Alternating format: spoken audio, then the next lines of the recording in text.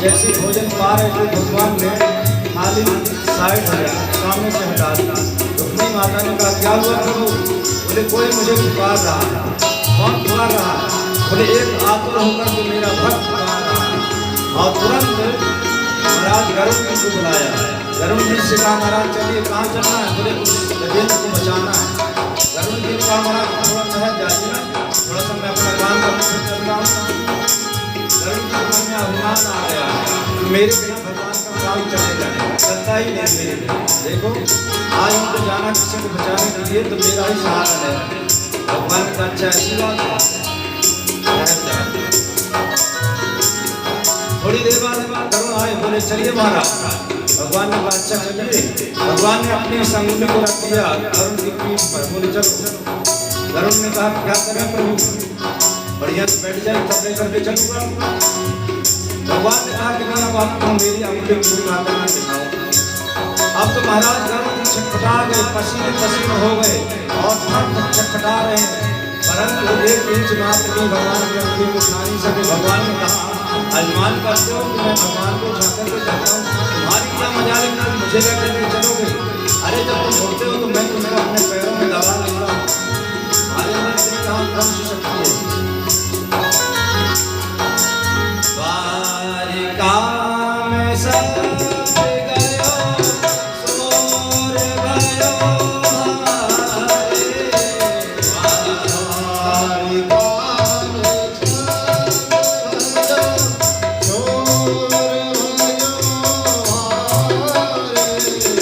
संग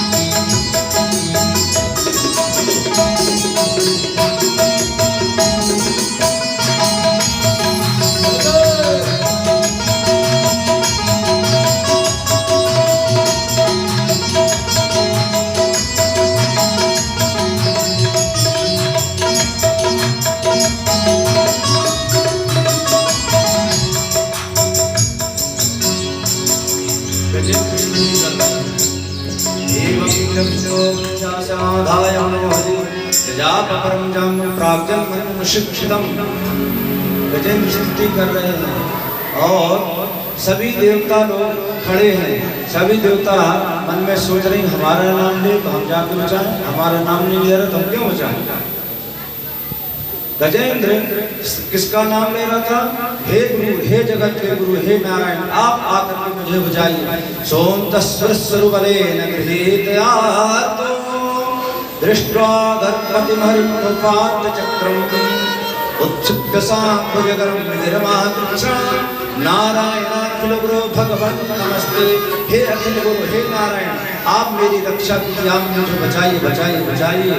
और जैसे भगवान नारायण का नाम लिया, भगवान नारायण भगवान द्वारकाधीश वहां पधार गए और तुरंत सुदर्शन चक्र को छोड़ दिया। जाकर के सुदर्शन चक्र जी ने ग्राह सिर अलग कर दिया, ग्राह का कल्याण कर दिया। और उसके बाद गजेंद्र को पकड़ करके खींच करके जल के बाहर आए। परीक्षित ने प्रश्न किया, महाराज योशो ग्राह सविशत्या परमाश्चर्य रूपधिक मुक्तो देवन शापेन हुहुर्गंधर्व सत्तमा। स्तुति तो भगवान की गजेंद्र ने की थी और कल्याण सबसे पहले भगवान ने ग्राह का कर दिया। आखिर ऐसा क्यों? जिसने बुलाया था उसके पहले सबसे पहले गजेंद्र ने स्तुति की तो आकर के गजेंद्र को बचा लेता। हो सकता है जितने देर में आए उतने समय डूब जाता। तो सुखदेव स्वामी कहते राजन, भगवान का स्वभाव, भगवान कहते हैं जो मेरी शरण में आए मुझे चिंता नहीं है, मुझे कोई परवाह नहीं है। मेरी शरण में आए मुझे भजे ना भजे कोई चिंता नहीं। परंतु अगर मेरे भक्तों का कोई सहारा लेता है, मेरे भक्तों का को माध्यम बना देता है तो सबसे पहले मैं उसका कल्याण कर देता हूँ। और ग्राह ने क्या किया कि गजराज का चरण पकड़ा था और गजराज किसको पुकार रहा था? भगवान नारायण को। तो भगवान ने आकर सबसे पहले ग्राह का कल्याण कर दिया। परीक्षित ने पूछा ये कौन थे महाराज? सबसे पहले ग्राह का उद्धार कर दिया। तो सुखदेव स्वामी कहते योशो ग्राह सविशत्या परमाश्चर्य रूप दिक मुक्तो देवल शापेना हुहुर गंधर्व सत्तमा। एक हाहा और हुहु नाम के जो गंधर्व थे। और एक दिन की बात है, हुहु नाम का जो गंधर्व था जल में स्नान कर रहा था और देवल नाम के जो ऋषि थे वो भी स्नान कर रहे थे, सूर्य अर्घ दे रहे थे। अब जल में खड़े होकर के लोग संध्या वंदन करते हैं और गायत्री जपते हैं, सूर्य भगवान को अर्घ देते हैं। उसी प्रकार से देवल नाम के ऋषि अर्घ दे रहे थे। भू नाम का जो गंधर्व था जल में खेल रहा था, मस्ती कर रहा था। और जाकर के देवल ऋषि का पांव पकड़ लिया, चरण पकड़ लिया। अब तो महाराज कोई जल में कोई खड़ा हो और कोई जीव जंतु पैर से टकरा जाता तो आप छटपटा जाता है, किसने हमारा पैर पकड़ लिया, क्या होगा। भू नाम के जो गंधर्व था उसने जैसे पैर पकड़ा तो देवल नाम के ऋषि छटपटा गए और घबरा गए, अरे क्या हो गया।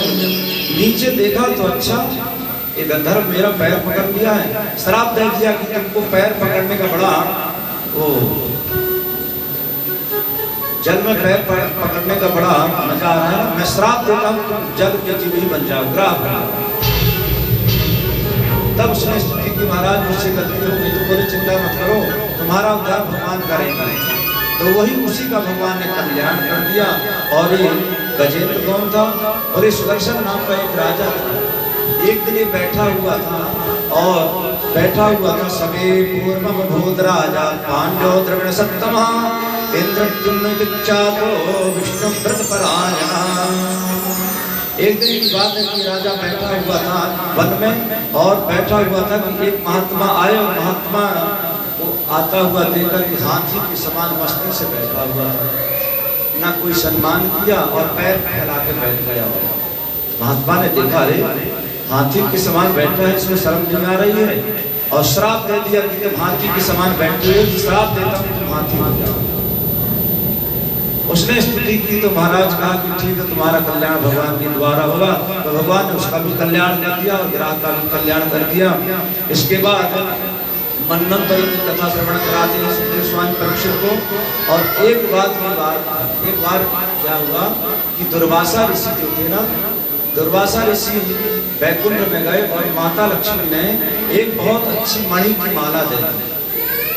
दुर्वासा ऋषि उस मणि की माला को लेकर के आ रहे थे और सोचा कि ये मणि की माला मेरे किसी काम की तो नहीं, मैं तो ऋषि महात्मा ठहरा सब ठहरा, मैं इस कीमती माला को क्या करूँगा लेकर। सोचते हुए आ ही रहे थे कि महाराज ऐरावत हाथी पर चढ़ करके इंद्र चले आ रहे थे। रास्ते में इंद्र मिल गए तो दुर्वासा ऋषि ने उस माला को इंद्र को दे दिया। बोले ये लक्ष्मी माता का दिया हुआ प्रसाद है, आप इसको ले लीजिए, आप राजा हैं तो आपको अच्छा लगेगा।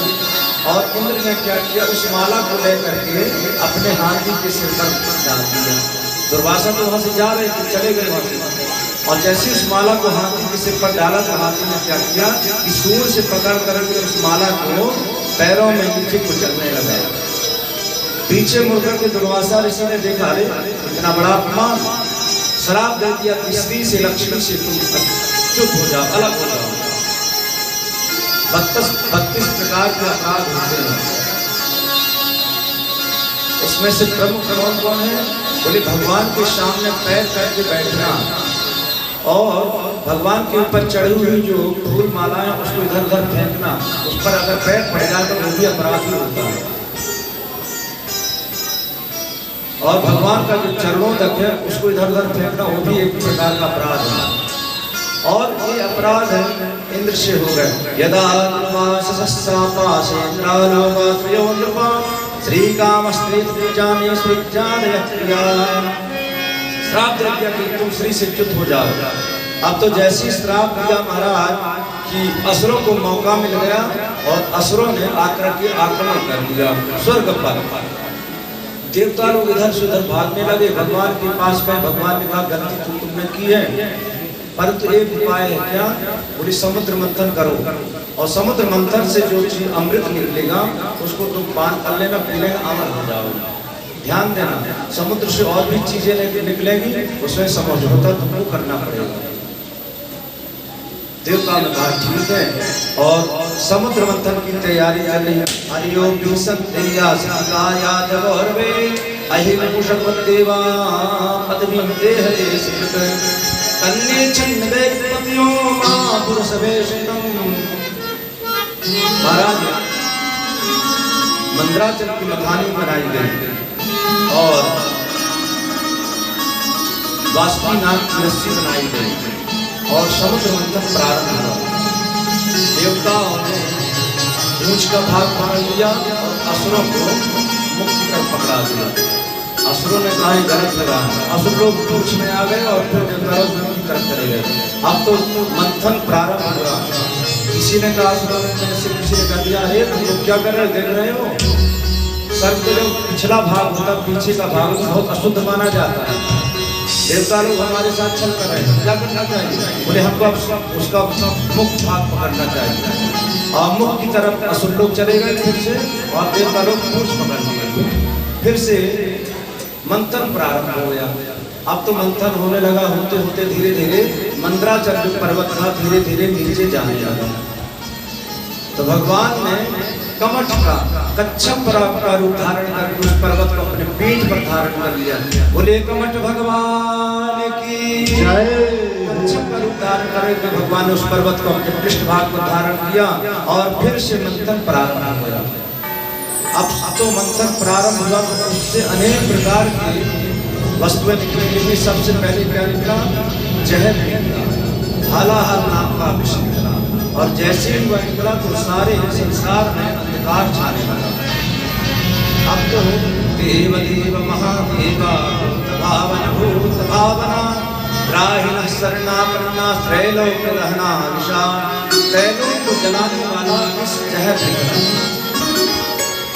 ब्रह्मा के पास गए, ब्रह्मा जी से कहा महाराज इसको धारण की। ब्रह्मा ने कहा तुम्हारा दिमाग खराब है। ब्रह्माणी ने फटकार लगा के भगा दिया। भगवान नारायण के पास गए। नारायण ने भगवान पत्नी लक्ष्मी ने कहा कि यहाँ से तुरंत उठ जाओ, मेरे पति ये सब नहीं पीते। तो कहाँ गए? भोलेनाथ के पास। क्यों? भोलेनाथ तो ऐसे देवता हैं, उनको कुछ भी चढ़ा दे उनको सब चीज स्वीकार है, कभी वो मना नहीं करते। देवता उनके पास जाते हैं, स्तुति करते हैं, प्रभु आप हमारी रक्षा कीजिए। और अहोबत भगवान प्रजानाम पश्यवेशम क्षीरोदम कालकूटादमस्ताम। एक कालकूट नामक जो विष है ये आज संसार को जला रहा है, अगर आपने नहीं बचाया तब तो गड़बड़ हो जाएगी। भगवान शंकर ने क्या किया, सबसे पहले अपनी पत्नी से पूछा, पार्वती से पूछा कि देवी आपकी क्या इच्छा है, आपकी क्या इच्छा क्या बनी है। तो माता पार्वती ने कहा कि भोलेनाथ बिल्कुल बिना विलंब कीजिए आपसे की जाएगी। क्यों? माता पार्वती जानती थी, क्यों? प्रभाव ज्ञान मोदता, भोलेनाथ के प्रभाव को माता पार्वती जानती थी। तो भगवान भोलेनाथ ने क्या किया, ततः कर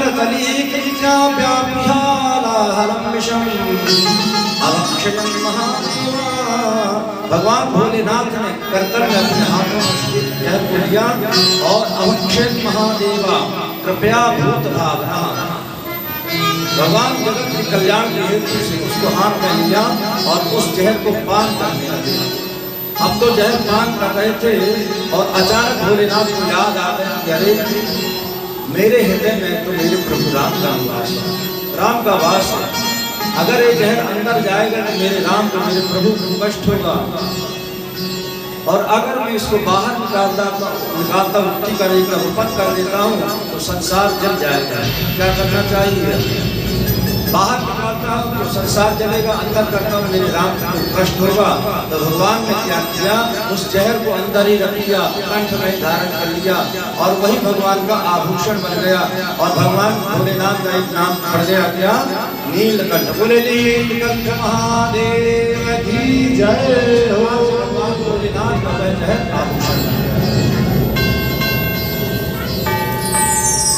और इसके बाद देवताओं ने भगवान भोलेनाथ की बहुत सुंदर स्तुति की। अब स्तुति आदि करने का समय नहीं है, क्योंकि आगे जल्दी से जल्दी भगवान का प्राकट्य उत्सव भी मनाना है और भगवान राम की भी कथा है। और जो लोग दूर से आए हैं बिल्कुल चिंता नहीं करें, सारी व्यवस्था उनके भेजने के लिए यहाँ से की गई है। तो कोई ये नहीं सोचा कि अकेला हो जाए तो हम जाएंगे, चिंता नहीं करेंगे, सबकी व्यवस्था की जाएगी। और बढ़िया से प्रेम से कथा सुनिए, जब समय हो जाएगा तो कथा का विश्राम होगा और आपको अपने घर तक सुरक्षित छुड़वा दिया जाएगा।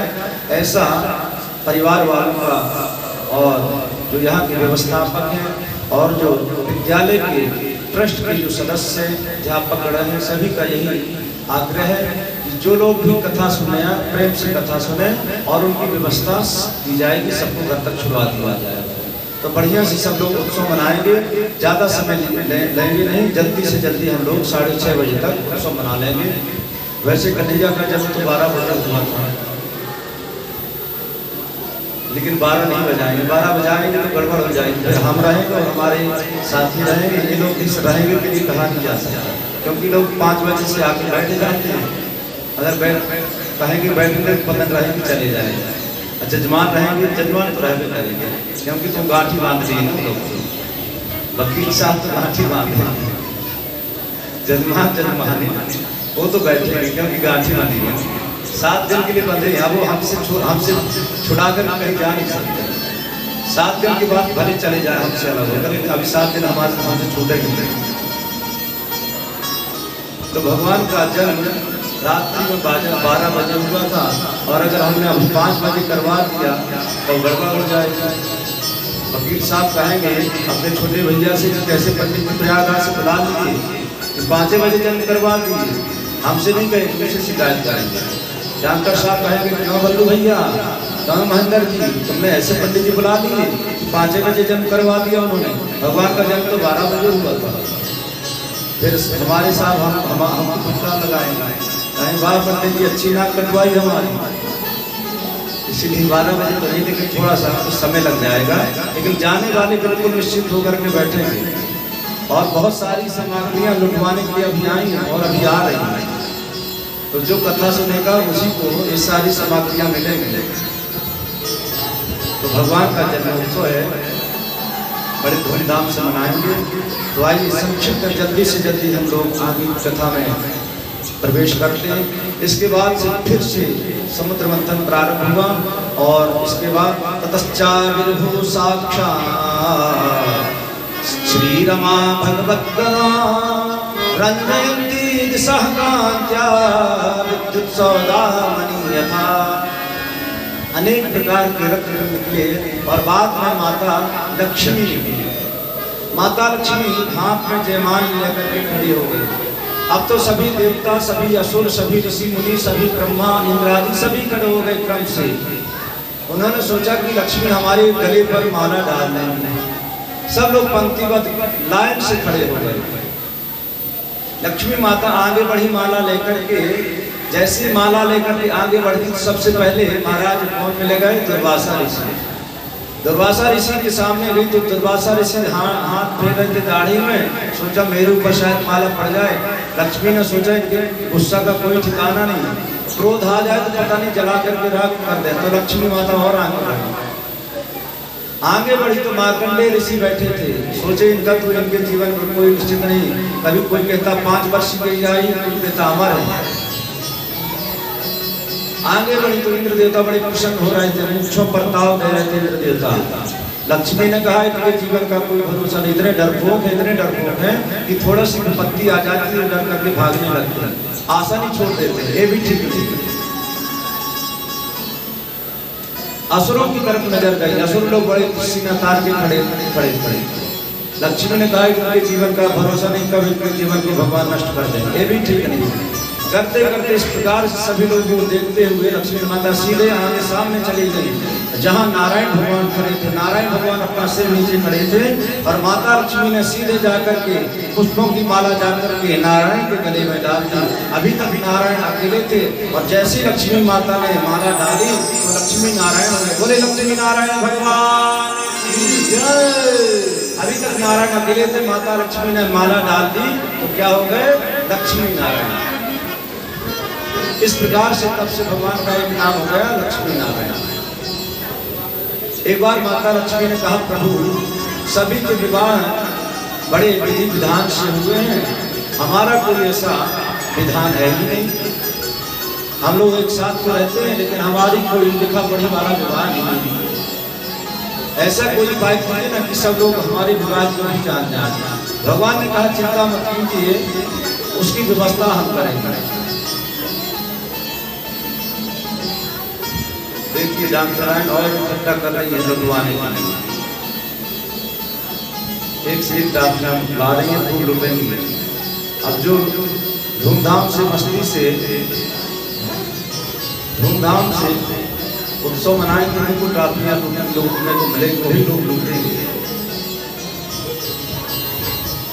इस प्रकार से भगवान नारायण का लक्ष्मी से चिंता मत कीजिए देवी, समय आएगा हमारा भी विवाह बहुत विधि विधान से होगा। तो वही लक्ष्मी माता आज समुद्र से प्रकट होकर के भगवान नारायण के गले में माला डाल दी और सबके देखते देखते भगवान नारायण की लक्ष्मी हो गए, इसलिए भगवान लक्ष्मी नारायण हो गए। इसके बाद और भी चीजें निकली और अंत में धन्वंतरी निकली। धन्वंतरी एक हाथ में आए हुए पुस्तक लेकर के निकले, एक हाथ में अमृत का कलश लेकर के निकले। पुस्तक तो किसी ने छुए भी नहीं, परंतु अमृत का कलश तुरंत देवताओं से पहले असुरों ने झपट्टा मार के छीन लिया और लेकर के असुर लोग भागने लगे। देवताओं ने कहा अब तो हम लोग वंचित हो गए अमृत से। भगवान नारायण का चिंता मत कीजिए। और जैसे असुर लोग दौड़ करके जा रहे थे, भगवान आगे से सुंदर मोहिनी का रूप बना करके आ गया। असुरों ने सोचा रे कौन सामने आ गए और देख करके कातम कंजपला साक्षी कुतोवाकीर्षसी कस्यासी बदवामोरत्नंदीवमनांसना। देवी आप कौन और कहां से आई हैं? आप अपने परिचय दीजिए। उसने कहा मैं कहां से आई, इस चक्कर में मत पड़िए, आप बताइए आप लोग झगड़ क्यों रहे हैं? असुरों ने कहा क्या बताएं देवी, ये अमृत जो है ना इसी के कारण हम लोगों में आपस में झगड़ा हो रहा। अगर आप चाहें तो हमारा झगड़ा ठीक करवा सकते हैं। मोहिनी ने कहा हो जाएगा, परंतु एक शर्त है, क्या शर्त है? बोले हम लोग कोई अनुष्ठान करते हैं, कोई पूजा करते हैं, स्नान करते हैं और विधि विधान से संध्या वंदन करते हैं, ये अमृत का बांटना ये भी एक पुण्य का काम। पहले जाइए स्नान कीजिए। अब सब लोग मदिरा पान किए हुए थे और जाकर के गरम गरम समुद्र के जल में स्नान कर रहे हैं और मस्ती छा रही उनको। इधर भगवान ने क्या किया कि देवताओं को पंक्ति से बैठा दिया और सबको अमृत पान कराने लगे। और कथम कश्यप दाया कौशल्या में संगता विश्वासम पंडितो जातो कामने सुनया।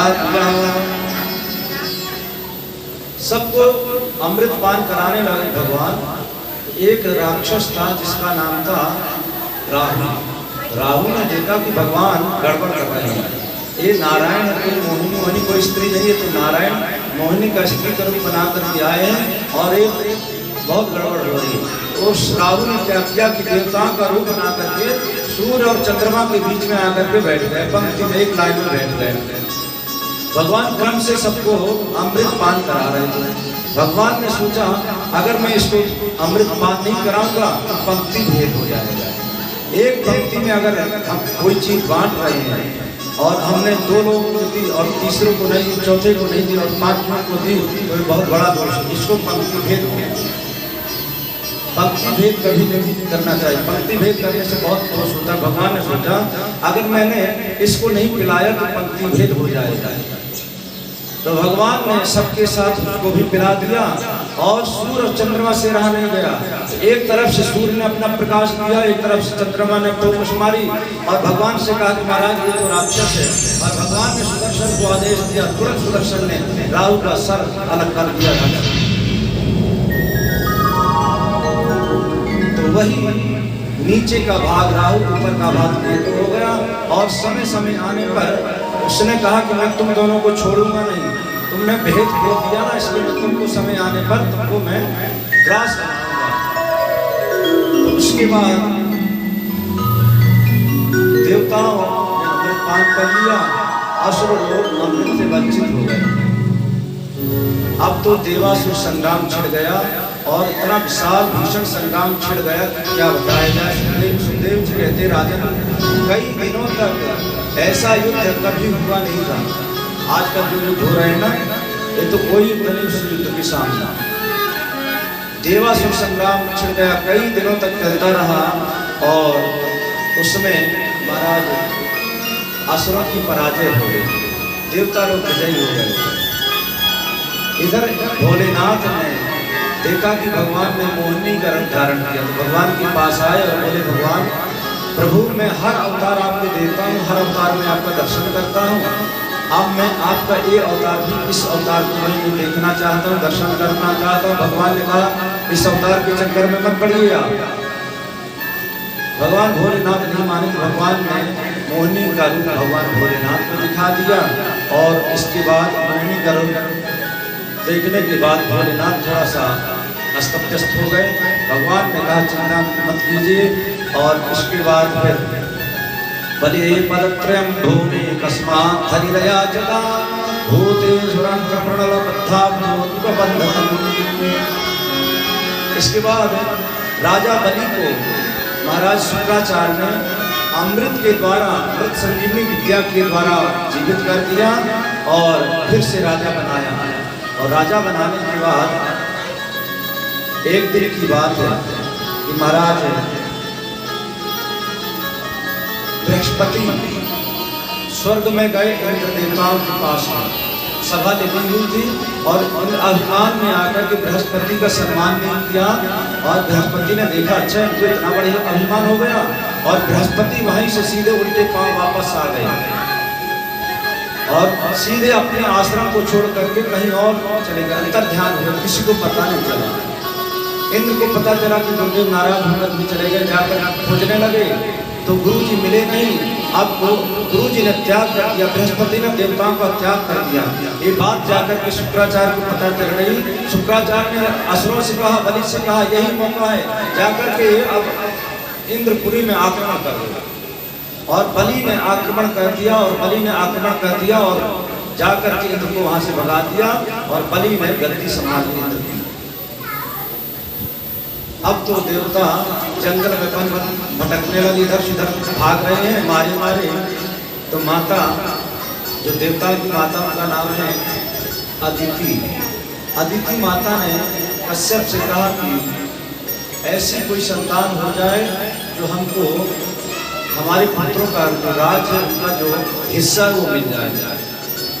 अदिति माता कहती है भद्रम द्विजगवान् ब्रह्मन् धर्मस्यास्य जनस्य च त्रिवर्गस्य च परम क्षेत्र विग्रह में धनगृह भाई में। महाराज ऐसी कोई संतान हो जाए जो हमको हमारे पुत्रों का राज का जो हिस्सा वो मिल जाए। कश्यप जी ने कहा देवी परेशान मत होइए, और कश्यप जी ने एक व्रत बताया, उस व्रत का नाम है पयोव्रत। देवी इस व्रत को 12 दिन करना पड़ेगा। फाल्गुन महीना की शुक्ल पक्ष की प्रतिपदा से लेकर के द्वादशी पर्यंत अर्थात 12 दिनों तक अगर इस व्रत को आप करेंगे तो भगवान नारायण आपके यहाँ जरूर अवतार लेंगे, प्रकट हो जाएंगे आपके यहाँ। माता अदिति ने उस व्रत को किया और 12 दिनों तक सिर्फ दूध पान करती। और एक दिन की बात है कि माता अदिति बैठी हुई थी और भगवान का चिंतन करे थे। भगवान नारायण साक्षात चतुर्भुज के सामने प्रकट हो गए और कहा माता आप परेशान मत होइए, मैं आप यहाँ जरूर पुत्रवत भी आऊंगा। और धीरे धीरे धीरे धीरे समय आया। श्रोणायां श्रवणकादश्यां मुहूर्ते विजित प्रभो सर्वे नक्षत्रतारास्तज्जन्मस्तक्षिणा। भाद्रपद महीना, भादों का महीना, शुक्ल पक्ष द्वादशी तिथि और ठीक दिन के 12 बजे अभिजित मुहूर्त में देखते देखते देखते माता अदिति के सामने भगवान साक्षात चतुर्भुज रूप में प्रकट हुए। माता अदिति ने कहा इस रूप में मैंने आपको कामना नहीं की। तो भगवान देखते देखते कौन है, वामन रूप में प्रकट हुए। बोले वामन भगवान की जय। वामन रूप से भगवान प्रकट हो गए और देखते देखते सभी देवताओं की स्तुति कर रहे हैं। तम पट्टमं वामनं दृष्ट्वा मोदमाना महर्षया कर्माणि कारयामासो पुरस्कृत्य प्रजापति। वामन भगवान के संस्कार हो रहे हैं, यज्ञोपवीत संस्कार हुआ, मुनि संस्कार हुआ और सभी लोग आकर के यज्ञोपवीत, किसी ने यज्ञोपवीत पहना दिया, किसी ने जनेऊ पहना, किसी ने कौपीन पहना दी, किसी ने पीताम्बर धारण करा दी, किसी ने कमंडल दे दिया, किसी ने आसन दे दिया। और सभी लोग देवता लोग अपने हिसाब से वामन भगवान को वस्त्र प्रदान कर रहे हैं। सुखदेव स्वामी कहते राजन ददो कृष्णायनं भूमे दट्टं सोमो वनस्पति कौपीनाक्षादं मालादो छत्रं जगत्पते। आकाश में छत्र दे दिया और वामन भगवान नंगे खड़े थे। तो माता ने क्या किया, माता ने कौपीन पहना दिया और माता भिक्षां भगवती साक्षात् माता विकासन। माता अन्नपूर्णा ने क्या किया कि भिक्षा का पात्र दे दिया। अब भिक्षा का पात्र वामन भगवान के हाथ में दिया तो वामन भगवान सबसे भिक्षा ले रहे हैं। सबसे भिक्षा लेकर के गए बृहस्पति गुरु के पास, कह दीजिए गुरुदेव ये आपका हिस्सा आप लीजिए। बृहस्पति ने कहा इतनी भिक्षा से मेरा काम नहीं होगा, तो क्या चाहिए? बोले महाराज इतनी भिक्षा नहीं चाहिए, मुझे तो त्रैलोकी का राज लेकर के आओ। वामन भगवान ने कहा गुरु जी कोई बात नहीं, प्रतीक्षा कीजिए।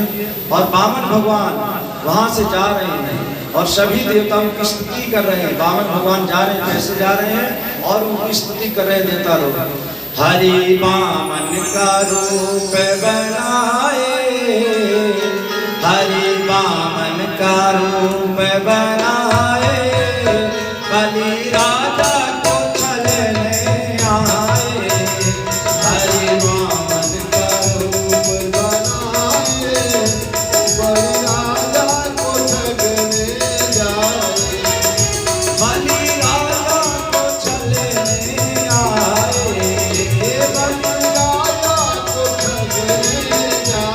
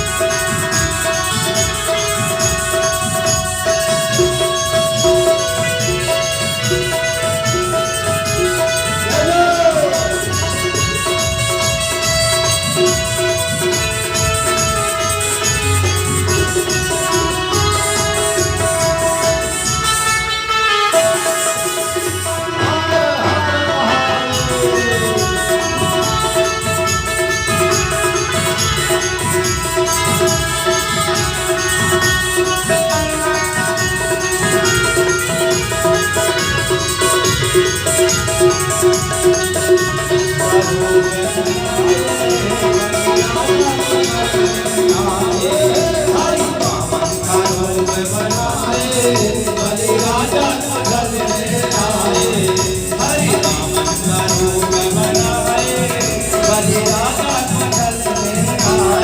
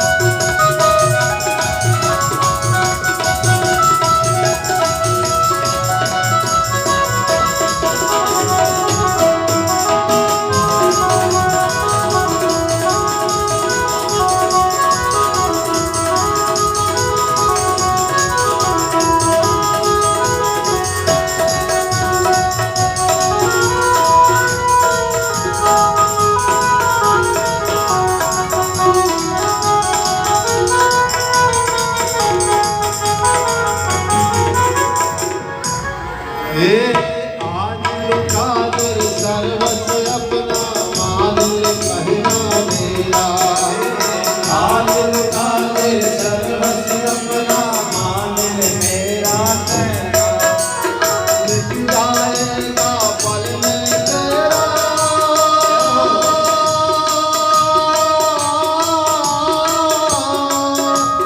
मिट जाएगा पल में तेरा, जन्म जन्म का फेरा रे, जन्म जन्म का फेरा। तू छोड़ सकल अभिमान, तू छोड़ सकल अभिमान, कमर कर दे तू अपना काम। भगत भर दे झोली, भगत भर दे झोली। तेरे द्वार खड़ा भगवान भगत भर दे द्वार खड़ा भगवान भगत भर दे झोली, भगत भर दे झोली। द्वार खड़ा भगवान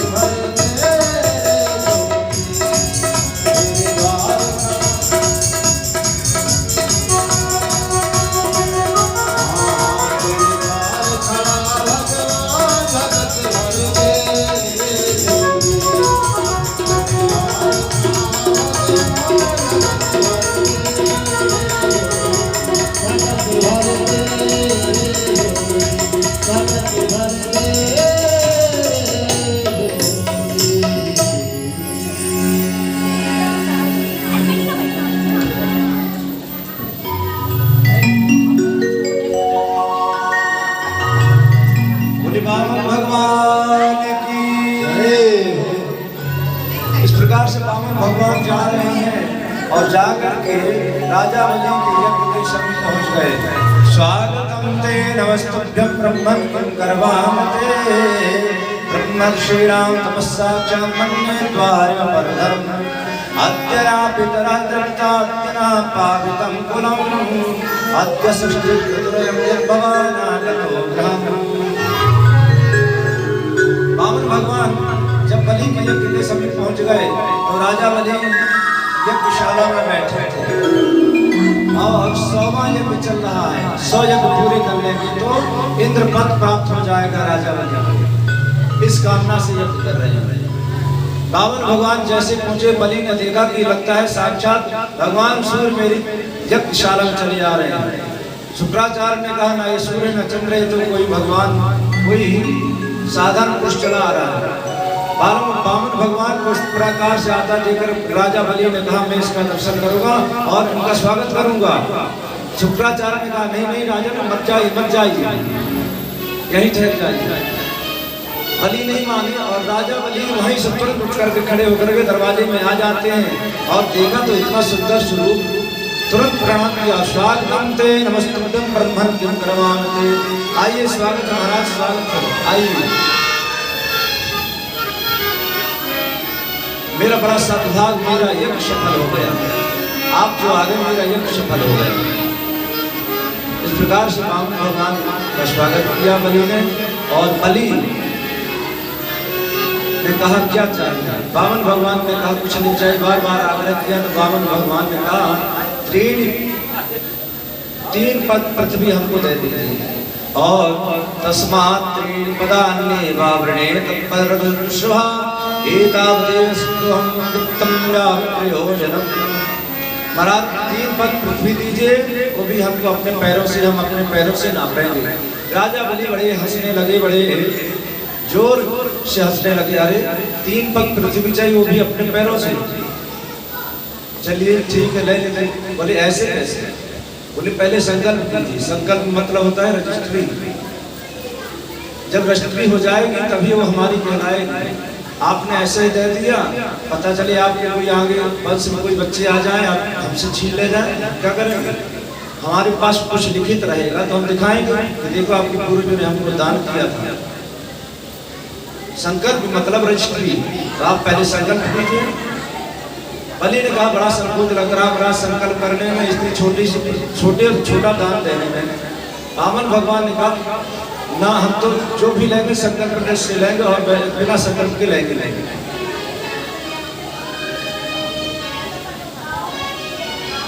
राजा बलि तैयार हुए संकल्प के लिए। तो बामन भगवान जब संकल्प के लिए जोर दे रहे थे तो शुक्राचार्य बात सुन रहे थे। शुक्राचार्य ने सुनाई, बार बार संकल्प पर क्यों जोर दे रहे हैं? तो आंख बंद करके ध्यान लगाए तो देखा, अच्छा ये नारायण देवताओं को कार्य साधने के लिए यहाँ आए हैं। और हाथ पकड़ के बलि का दूर ले गए। बोले, ए सवेरो चले साक्षात भगवान विष्णुरप्ययः राजन कश्यपादित्यर्जातो देवानां कार्य साधकः। इस साक्षात नारायण देवताओं का कार्य साधने के लिए यहाँ आए हैं। ना 51 ना 52, ये साक्षात नारायण ही, इनके चक्कर में नहीं पड़ना। आप छोड़ दीजिए, मना कर दीजिए कि हम नहीं दे सकते। बलि ने कहा, महाराज कैसे मना कर दूंगा? मैंने इनको वचन दिया कि मैं दूंगा, और वचन दिया तो दूंगा तो दूंगा। शुक्राचार्य ने बहुत से उदाहरण दे दिए। बोले, राजन कई ऐसी जगह होते हैं जहाँ झूठ बोलने से दोष नहीं लगता है। कहाँ कहाँ? बोले, स्त्री सुनर में विवाहे जा प्रत्यर्थे प्राण संकटे। राजन 8 जगह ऐसी शास्त्रों में बताई गई जहाँ झूठ बोलने से दोष नहीं लगता है। पहली कौन सी जगह है? बोले, स्त्री।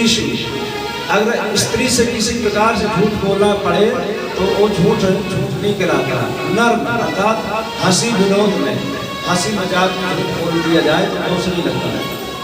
स्त्री सुनर में विवाहे जा, किसी कन्या का विवाह हो रहा हो और हमारे झूठ बोलने से अगर उस कन्या का विवाह हो जा रहा है तो झूठ बोलने से दोष नहीं लगता है। वृत्यर्थे प्राण संकटे, किसी की वृत्ति, किसी की नौकरी, किसी की आजीविका संकट में अगर हमारे झूठ बोलने से उसकी आजीविका बच सकती है तो राजन झूठ बोलने में कोई दोष नहीं होता है। वृत्यर्थे प्राण संकटे, किसी का प्राण संकट में और अगर हमारे झूठ बोलने से उसका प्राण बच जाए तो भी झूठ बोलने से दोष नहीं होता है। इसलिए इसको मना कर दीजिए कि मैंने कोई संकल्प करने का कोई प्रतिज्ञा नहीं कीजिए, आप यहाँ से जाइए, मैं नहीं दे सकता। बलि ने कहा, आप मेरे गुरु हैं और किस प्रकार की बात कर रहे हैं? मैंने संकल्प किया देने के तो मैं दूंगा इनको, अभी चाहे भगवान है। और दूसरी बात, एक बात और, बलि कहते हैं, महाराज अगर ये नारायण है, नारायण तो सब कुछ इनका दिया ले जाए। अगर ये कोई राक्षस या असुर है, माया भी है तो मेरे बाणों से बच नहीं सकते हैं। और अगर ये बामन है तो बामन में कितना, 3 पैर में कितना, 3 पैर में कितना नापेंगे। इस प्रकार से बार बार मना करने पर भी बलि माने नहीं और बलि तैयार हो गए। संकल्प किया, संकल्प करने के लिए जैसे तैयार हुए तो शुक्राचार्य से रहा नहीं गया और शुक्राचार्य उस टोंटी में जाकर के विराजमान हो गए। तो जल निकल ही नहीं रहा तो संकल्प हो कहाँ से। राजा बलि ने कहा महाराज जल क्यों नहीं गिरा। शुक्राचार्य ने कहा, भगवान ने कहा मुझे पता है। और भगवान ने अपने आसन से कुछ निकाला और उस टोंटी में थोड़ा सा कहा कि देखो कुछ कचरा जमा हुआ है। और जैसे उस टोंटी में लगाया उसको तो शुक्राचार्य की दांत भी चली गई। शुक्राचार्य वहां से रक्त बहाते वहां से चले गए और महाराज शुक्राचार्य वहां से प्रस्थान कर गए। और राजा बलि ने संकल्प लिया 3 पग पृथ्वी देने का। अब तो महाराज बोले चलो प्रणाम करो। अब जैसे ही बलि ने प्रणाम किया और राजा बलि प्रणाम करने के लिए झुकते हैं और प्रणाम करके भगवान ने क्या किया, एक पैर उठाया और एक पैर से ही सीधे उठाया और जाकर कहाँ पहुंचा, ब्रह्मांड में जाकर ब्रह्मांड पिता को फाड़ता हुआ गया और उससे जल निकला और उस जल ने भगवान के चरणों को धो दिया। उसी जल को ब्रह्मा ने अपने कमंडल में धारण रख लिया। और इसके बाद दूसरे पैर से सारे संसार को नाप लिया। तीसरे पैर में देने के लिए कुछ बचा ही नहीं बलि के पास। भगवान ने बताओ तीसरा पग कहाँ रहा है। अपने 3 पग देने का वचन दिया था, बताओ तीसरा पग कहाँ रहा। बलि ने कहा महाराज अभी तक आपने मेरे धन को नापा, मेरी संपत्ति को नापा है। अब आप बताइए कि धन बड़ा है कि धन देने वाला बड़ा है। भगवान ने कहा कि धन देने वाला बड़ा है। बोले अभी तक आपने मेरी संपत्ति को नापा, अभी मैं मांगू आप मुझे नापेंगे। और भगवान ने बलि को अपना बना लिया और इस प्रकार से बलि बामन को हो गए। और प्रहलाद जी स्तुति करते हैं, बलि ने स्तुति की और बलि की पत्नी विंध्या बलि थी, उसने स्तुति की। बलि की कन्या थी रत्नमाला। उसने देखा भगवान के बामन के रूप को तो बड़ा मोहित हो गई, कितना सुंदर स्वरूप है, कितना सुंदर लग रहा है। तो एक बार के लिए मोहित हो गए। परंतु जब बामन भगवान देता, परंतु जब सब कुछ नाप लिया तो सोचा रे कितना दुष्ट बालक है, मन करता है इसको अभी जहर पिला करके मार मार। भगवान ने तथास्तु कहा दोनों तुम्हारी इच्छाएं पूरी होंगी। तो कौन होगी आगे, कल की कथा में श्रवण कराएंगे कि आगे चल के क्या बने। इस प्रकार से बलि की पत्नी आई और बलि की पत्नी ने स्तुति की। भगवान ने कहा वर मांगो क्या चाहिए। बलि की पत्नी ने कहा तुमसे क्या मांगू, तुम मांग ले रहा है हो ही नहीं, मैं तुमसे कुछ मांग नहीं सकती। क्यों बोले बलि प्रिया से बामन तो मांग वर, अति ही प्रसन्न हम भक्ति से तिहारी हैं। हम बहुत प्रसन्न हैं देवी आपने भक्ति से वर मांगी। बलि की पत्नी बोली दान में द्रव्या सुनो रमाना, दान देवी को तुम कहाँ अधिकारी हो। दान देने के तुम अधिकारी नहीं हो। क्यों, अभी तुम स्वयं याचक बनकर भिखारी बनके आए तो कह दान दूंगा। दान देवे को तुम कहाँ अधिकारी हो, क्योंकि मेरी और तेरी ही मांग एक ही ने भरी है आए, तो पे हमारी भाग तुमसे अधिक आया है। तुम्हारी और मेरी मांग को एक ही ने भरी है, अर्थात मेरे मांग के सिंदूर को उसी ने भरा है और तुम्हारी मांग को पूरा भी उसी ने किया है। मेरी और तेरी मांग एक ही ने भरी है आए, तो पे हमारी भाग तुमसे अधिक आई है। मैं तो विराजू बाएं भाग सिंहासन में बाके, पूरे जाके रमानाथ तुम द्वार के भिखारी हो। अरे मेरा इतना बड़ा भाग कि मैं उसके बाएं भाग में विराजमान रहती हूँ और जिसके तुम बाद में भिखारी बन के आए हो, तुमसे क्या मांग, कुछ नहीं चाहिए तुमसे। बामन भगवान से बलि की पत्नी ने मना कर दिया, तुमसे कुछ नहीं चाहिए। तुम स्वयं याचक बन के भिखारी बन के आए हो, तुम दोगे क्या। इस प्रकार से सुंदर स्तुति की। बामन भगवान ने बलि से क्या चाहिए। बामन भगवान ने कहा कि अब तुम यहाँ से चले जाओ और तुमको अगले मनवंतर में राजा बनाऊंगा, इंद्र पद तुमको मिलेगा, पर इस समय तुम यहाँ से चले जाओ। और रसातल में भेज दिया, पाताल लोक का राजा बना दिया। वामन भगवान से बलि ने कहा महाराज एक निवेदन है, क्या जहाँ भी जाऊँ जब भी उठूँ मैं आपका दर्शन करूँ। तो वामन भगवान ने कहा तथास्तु, और वामन भगवान बलि के यहाँ रहने लगे। एक रूप से इनके साथ चले गए, एक रूप से वामन भगवान बलि के यहाँ रहने लगे। बहुत दिन बीत गए कि माता लक्ष्मी ने देखा कि मेरे स्वामी मेरे पति नहीं है, कहाँ गए। पता चला कि वामन बन के बलि के यहाँ रह रहे हैं। तो माता लक्ष्मी बलि के यहाँ आकर के रहने लगी और बहन बन करके रहती थी। एक दिन की बात है कि श्रावण का महीना शुक्ल पक्ष की तिथि पूर्णिमा तिथि थी। वामन भगवान को देख करके माता लक्ष्मी बड़ी परेशान हो गई थी और बलि के हाथ में कलावा बांध दिया। बलि ने कहा देवी बहन क्या चाहिए। लक्ष्मी ने कहा जो आपके दरवाजे पर खड़े हैं ना द्वारपाल बन के, ये मुझे दे दीजिए। बलि ने कहा क्या बात कर रही हैं आप बलि की बहन हैं और कह रही द्वारपाल को। बोले महाराज यही तो मेरे पति हैं। अच्छा कौन है। तब बलि ने जान गए कि नारायण है और बलि ने कह दिया ले जाएंगे। एक रूप से वामन भगवान बलि की रक्षा करते हैं, एक रूप से वामन भगवान लक्ष्मी के साथ चले गए। इस प्रकार से वामन भगवान की कथा यहाँ पर होती है। बलि को आशीर्वाद दिया, बोले वामन भगवान की। इस प्रकार से सुखदेव स्वामी आगे की कथा श्रवण कराते हैं कि मत्स्य अवतार भगवान ने किस प्रकार से लिया और जब प्रलय का समय आया तो भगवान ने मछली का रूप धारण किया था। और इसके बाद नवम स्कंद में हम लोग प्रवेश करते हैं। नवम स्कंद में अम्बरीश आदि राजाओं की कथा श्रवण कराते हैं। किस प्रकार से राजा अम्बरीश एकादशी व्रत रहते थे और दुर्वासा ऋषि ने परीक्षा ली, अम्बरीश ऋषि पास हो गए और मांधाता आदि कथा श्रवण कराए। मांधाता की आगे चल के शंकु हरिश्चंद्र आदि राजा हुए और इन्हीं के वंश में सगर हुए। सगर के 60,000 पुत्र हुए और 60,000 पुत्रों से अपराध हुआ। क्या अपराध हुआ कि कपिल के आश्रम में गए और कपिल के आश्रम में जाकर उन्हें परेशान करने लगे। कपिल मुनि ने आंखें खोली तो जल करके राख पूछा महाराज कैसे इनका कल्याण होगा। बोले महाराज इनका कल्याण कैसे होगा कि गंगा आएंगे, गंगा का स्पर्श होगा तब इनका कल्याण होगा। तो इनके वंश में कई लोगों ने तपस्या की, अंशुमान में असमंजस सभी ने तपस्या की, कोई सफल नहीं हुआ। तो भगीरथ ने तपस्या की, भगीरथ गंगा को लाए और भगीरथ ने सबको तार दिया। इसके बाद अंशुमान चा तपस्ते पे गंगा ने कामया कालम महान और इन्हीं के वंश में आगे चल के राजा हुए खंडवान के देववा हुए, रघु के प्रदुश्रवा और इन्हीं के आज के महाराज दशरथ हुए। अब हम लोग 2-4 मिनट के लिए महाराज दशरथ जी की राजधानी अवध में प्रवेश करते हैं। महाराज अवध के अयोध्या के राजा कौन है? दशरथ है। और दशरथ राजा है, संतान कोई है नहीं, चतुर्थापन लग गया है।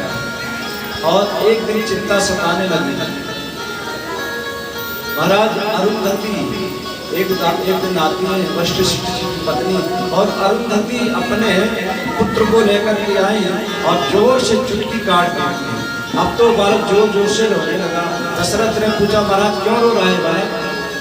अरुंधति ने कह दिया महाराज इसलिए रो रहा है कि अभी सोच रहा है कि आगे आपके वंश में कोई होगा नहीं तो मैं किसका पुरोहित बन के रहूंगा, क्योंकि वशिष्ठ जी तो पुरोहित बने तो आप थे, परंतु ये सोच रहा है कि अब कोई रहेगा नहीं तो किसका पुरोहित बनेगा।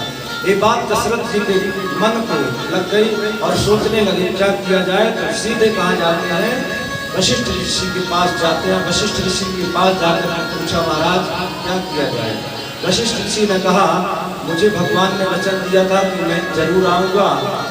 तो भगवान ने कहा कि जरूर आएंगे। तो वशिष्ठ ऋषि ने सिंगी ऋषि से यज्ञ करवाया और यज्ञ करवाया तो उससे अग्नि देवता प्रकट हुए और अग्नि देवता प्रकट होकर चरु लेकर निकले और महाराज दशरथ के हाथ में दिया। महाराज दशरथ ने उस चरु को, उस खीर को लिया और अपनी तीनों रानियों को एक बराबर बांट दिया। तीनों रानी को एक बराबर बांट दिया। कौशल्या को, कैकेयी को सुमित्रा। तो कथा आती है कि जब सुमित्रा को दिया तो कोई पक्षी उड़ करके आया और सुमित्रा के हाथ से उस चरु को, उस खीर को उड़ा करके उठा करके लेकर उड़ गया और उड़ता गया, जाकर के पर्वत पर पहुंचा, एक पेड़ पर बैठ गया। उसी पेड़ के नीचे माता अंजनी बैठी हुई थी। माता अंजनी बैठी हुई थी कि उनकी गोदी में जाकर के उस पक्षी को कुछ बोलने का मन हुआ तो उसके मुख से वह खीर चल निकल करके जाकर के माता अंजनी की गोद में गिरी। माता अंजनी ने उस खीर को लिया, भगवान का प्रसाद समझ करके उसको पा लिया। उसी से हनुमान जी का प्राकट हुआ। बोले हनुमान जी महाराज की। प्रकार से हनुमान जी का प्राकट हुआ। और इसके बाद महाराज सुमित्रा तो बड़ी परेशान हुई, चिंता में पड़ गई कि अब क्या किया जाए। तो कैकेयी और कौशल्या ने बहुत सुंदर बात कही। कौशल्या माता ने कहा कि देखो अभी मैंने अपना भाग खाया नहीं। तो कौशल्या माता ने भी आधा दे दिया, कैकेयी ने भी आधा दे दिया। तो सुमित्रा माता ने कहा आप दोनों ने अपना अपना भाग दे दिया तो मैं आप दोनों को वचन देती हूँ अगर मेरे 2 संतान होती हैं, 2 पुत्र हुए तो दोनों को आपकी सेवा में समर्पित कर दूंगी। समय आया धीरे धीरे और महाराज दशरथ बड़े प्रसन्न हो रहे हैं। अवधपुरी में बड़ी प्रसन्नता छाई है। धीरे धीरे चैत्र का महीना आ रहा है और चैत्र का महीना आया, नवमी तिथि, सभी तिथियां हाथ जोड़ करके खड़ी हैं, प्रभु हमको स्वीकार करें, हमको स्वीकार करें। प्रतिपदा तृतीया चतुर्थी, भगवान ने कहा सबकी अपनी अपनी महिमा है। नवमी तिथि जो तिथि थी ना उदास और झुक करके खड़ी हुई थी, नवमी अर्थात झुकी हुई थी। भगवान ने कहा आप क्यों झुकी हुई है? बोले मुझे कोई मानता नहीं, मुझे लोग रिक्ता कहते हैं। रिक्त अर्थात मैं खाली हूँ ना, इसलिए मुझे कोई स्वीकार नहीं करता। भगवान ने कहा चिंता मत कीजिए, अब हम आपको ही स्वीकार करेंगे, आप में ही हमारा जन्म होगा, प्रकट होगा। और समय आया, धीरे धीरे धीरे धीरे भगवान चतुर्भुज रूप में माता कौशल्या के सामने प्रकट हुए। भय प्रकट कृपाला दीन दयाला कौशल्या हितकारी। भय प्रकट कृपाला दीन दयाला कौशल्या हितकारी। हर्षित महातारी मुनि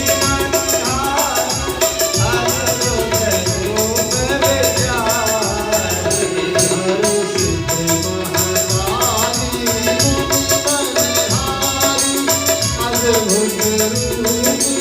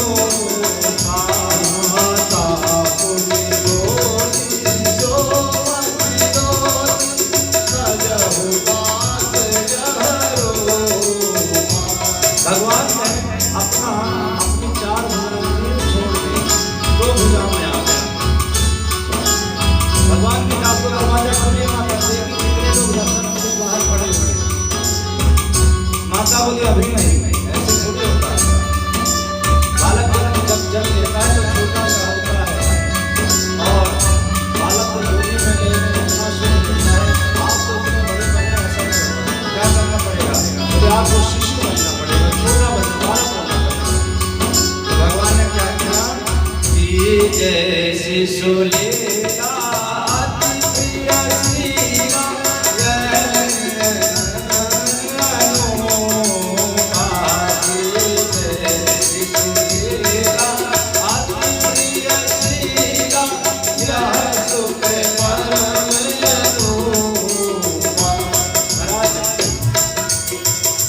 भगवान शिशु बन छोटे से बालक बन। माता ने कहा अभी भगवान का तो दरवाजा खोली। माता ने हजारों की संख्या हमारे दर्शन करने के लिए खड़ी है बाहर, आप तो दरवाजा खोली। माता ने कहा ऐसे दरवाजा क्यों खोलेंगे? कैसे? बोले शिशु बने और बालक जब होता है तो रोता है। आप इस प्रकार से खिलखिला के रो रहे हैं, ऐसे थोड़ी होता है, आपको रोना पड़ेगा। भगवान ने कहा बड़ा परेशान करी माता, भगवान ने रोना प्रारंभ कर दिया। सोने बचन सुजाना रोदन ठाना, तुम्हें बालक सुरलोका। सोने बचन सुजाना रोदन ठाना, तुम्हें बालक सुरलोका। यह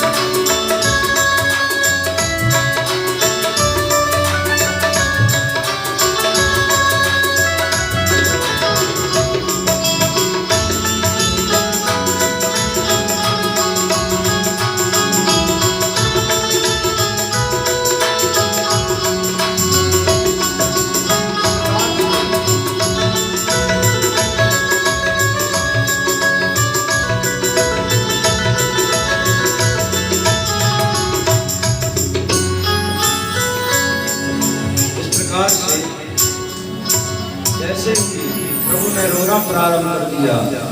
एक सखी दौड़ी दौड़ी गई महाराज दशरथ के पास, बोले बधाई हो बधाई। बोले क्या हुआ? बोले महाराज आज बड़ी रानी बहुत सुंदर बालक को जन्म दिया है। महाराज दशरथ ने तुरंत अपना मोतियों का माला जो पहना हुआ था तुरंत उस दासी को दे दिया। तब तक दूसरी सखी दौड़ी दौड़ी गई, बोली महाराज बधाई बधाई। बोले क्या हुआ? महाराज कैकेयी ने एक सुंदर से बालक को जन्म दिया। महाराज दशरथ की खुशी का ठिकाना नहीं रहा। तब तक तीसरी सखी दौड़ी गई। महाराज क्या हुआ? बोले बधाई हो बधाई। क्या हुआ? बोले एक नहीं, सुमित्रा माता ने दो बालकों को जन्म दिया है। अब तो महाराज दशरथ धूमधाम से मस्ती से नाचने लगे और सारे अवधवासी दौड़ दौड़ करके आने लगे और महाराज कौशल्या को दशरथ महाराज बधाई दे रहे हैं। आइए 2-4 मिनट हम लोग मस्ती से धूमधाम से मस्ती से नाचते गाते हुए भगवान राम का जन्मोत्सव मनाते हैं। तत्पश्चात जल्दी ही कृष्ण जन्मोत्सव मनाएंगे। बोले राजा रामचंद्र भगवान की जय, चारों भैयन की, तीनों मैयन की, अवध धाम की जय, मैया की जय। प्रकटे हैं चारों भैया अवध में बाजे बधैया। ऐसे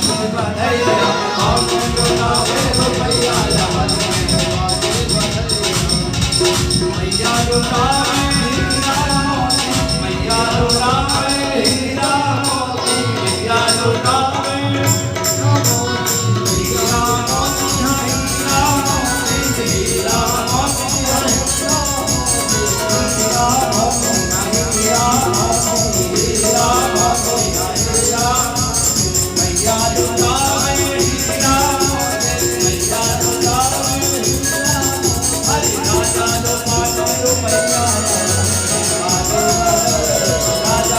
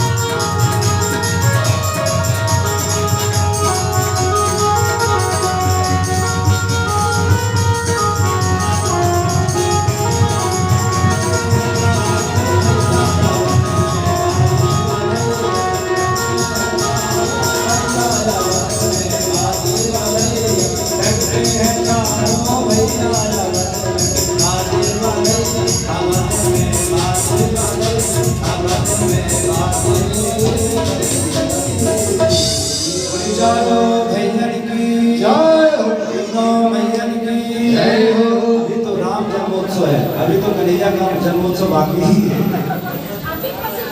अभी पसीना बचा के रखिए, अभी ट्रॉफी हमने बहुत बचा के रखी है।